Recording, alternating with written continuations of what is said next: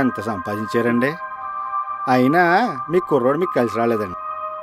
పిల్లల్ని అయితే కంటాం కానీ వాళ్ళ బుద్ధులు కలలేం కదండి. అయ్య బాబాయ్, టైం అయిపోయింది. మా అన్నయ్య గారు అబ్బాయి బెంగళూరులో ఉద్యోగం చేస్తారండి. ఫ్లైట్లో వస్తున్నాడు. ఎయిర్పోర్ట్కి వెళ్ళి లెక్కించుకోవాలండి. వస్తానండి. మంచిది.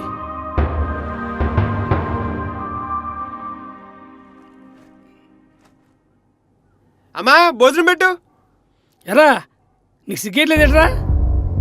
తిండి ఎలా అవుతుందా నీకు? ఆ లక్ష్మణరావు గారు అబ్బాయి నీ తోటోడే ఎంబీబీఎస్ అయిపోయి హాయిగా ప్రాక్టీస్ చేస్తున్నాడు. నీ ఫ్రెండ్స్ రవిగాడు రాజుగాడు ఎవరి ఉద్యోగాలు చేసుకుంటూ హ్యాపీగా ఉన్నారు.